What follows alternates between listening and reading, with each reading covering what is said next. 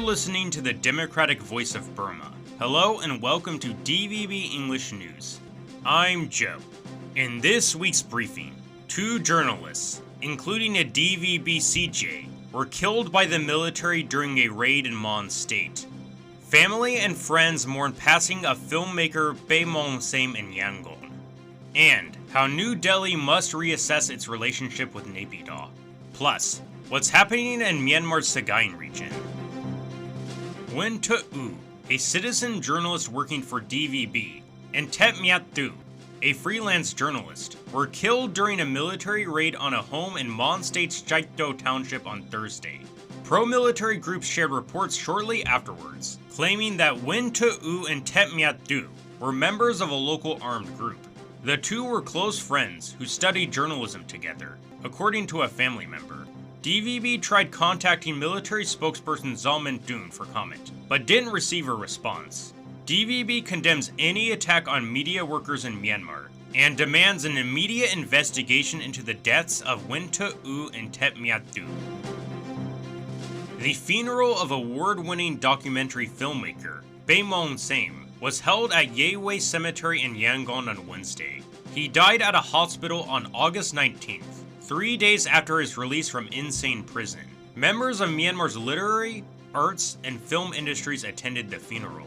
Pe Maung Same's longtime friend Tain Lin, a celebrated painter and performance artist, said that Myanmar lost a remarkable filmmaker who directed many independent films and taught aspiring filmmakers. Pe Maung Same was arrested in Loi Kha, Karenni State on May 18, 2022. And sentenced to 3 years in prison for violating the Unlawful Associations Act. He was transferred from Loi Kha prison to Nyan Shui prison in Shan State, then to insane prison in Yangon on July 13th, where his health condition worsened.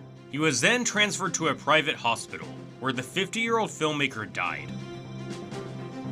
Salai Dokar is the founder of India for Myanmar, a New Delhi-based group advocating for human rights and democracy in Myanmar.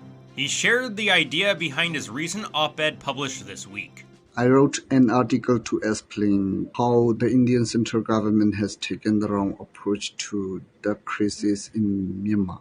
While I understand that India has good intention to restore peace and political stability in Myanmar, but their approach could negatively impact the future relationship between Myanmar and India. So I would like to remind them that we, the people of Myanmar, would like to see India as a good neighbor. That was Salai Dokar, the founder of India for Myanmar, a New Delhi-based group advocating for human rights and democracy in Myanmar. You can read his op-ed on our website, english.dvb.no. Next up, DVB English news reporter Salman Thain on what's happening in Myanmar's central Sagaing region. The military regained control of the Bayan township on August 19. This was 1 day after the People's Defense Force ceded. The reason this town is strategically important is because it's 75 kilometers north of the state capital Moya. This is where the Northwestern Regional Military Command is located. The Northeastern IMC in Lashu Shan State was captured by the Brotherhood Alliance Myanmar National Democratic Alliance Army. It is the first IMC headquarters to fall to resistance forces in Myanmar's history. Now efforts are underway in Sagaing region and Rakhine State, where the Western IMC is located, to oust the military from its taking grounds. Fighting between the military and the PDF began in the Bayan Sagaing region on August 15. Residents told DVB that the military carried out retaliatory airstrikes August 16 and 17. The PDF claimed that the military dropped nearly 60 bombs. Residents told DVB that the scale of destruction caused by the airstrikes is unknown. Sodusan, the president of the Myanmar Policy Institute, told DVB that the Sagaing region produced mostly monks, farmers, and soldiers. But he noted that since the 2021 military coup, most people have joined the resistance. A lot of military strategists talk about winning a war is not about firepower, it's about people, how youthful, how committed they are. That was Zaw Tusang, the president of Myanmar Policy Institute, ending that story from DVB English news reporter Salman Thain. And that's it for this week's briefing. I'm Joe.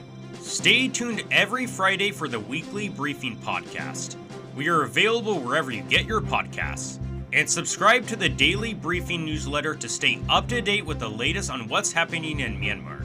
Find it on our website english.dvb.no.